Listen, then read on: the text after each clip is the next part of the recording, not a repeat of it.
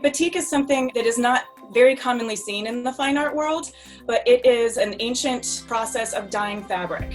So I am using a cotton fabric, and I am essentially, instead of painting images onto a canvas, I am dyeing images into fabric using wax as a resist and dyes. So the process is it's long and a little tedious, and it requires a whole lot of patience.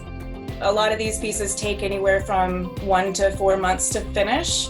It is a unique form of art, and I was introduced to batik when I was in high school. And the angsty 15, 16-year-old in me was taking this art class, and it was a process that most of the other students didn't enjoy because it was tedious, and it kind of wasn't very linear, and it didn't make a whole lot of sense, and something about it just really grabbed me and was so intriguing.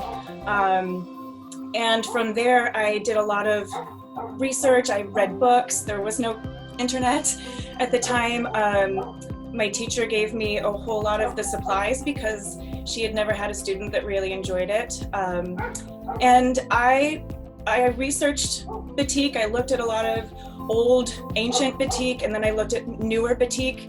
And what I noticed is that I didn't see what I hoped to see.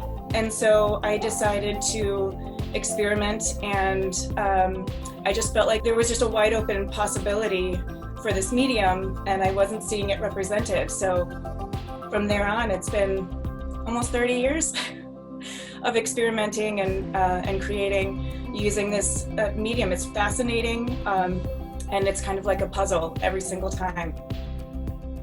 As I said, I wasn't seeing what I had hoped to see as far as the vibrance of color, and I wanted to explore that. Color, to me, has an emotional value, and what I like to do is to create an emotional scene, an emotional sort of landscape, using just these colors and patterns and movement. The people in the pieces have I think, an interesting history. This kind of theme began, I want to say, maybe 15, 16 years ago when my children were young. And they did a lot of coloring. We did a lot of coloring, a lot of drawing. And I found that they were telling all these fantastic stories about these creatures that they would put in their drawings. And so we would sit down together and make a little kind of a story drawing, and I'd put stick people into these little stories that they were creating. I have their little people on my arms.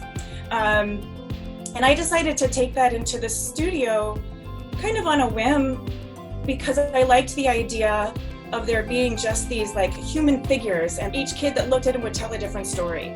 And what kind of evolved from that is there's this realization that we all have stories to tell.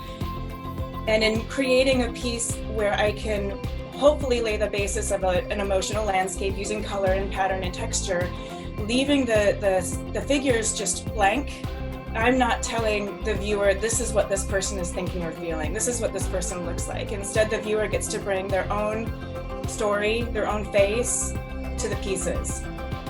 We all have things that connect in our stories, and so putting down my story onto a piece without having my face on it opens up the piece to other people, and when other people find their stories in the piece, there's a real comforting sense of connection, and that's what I'm really going for. These figures are just human figures. They represent me, they represent you, they represent whoever's looking at them. And with a blank face and no features, it allows just sort of, it's like a placeholder for somebody else's face, somebody else's story.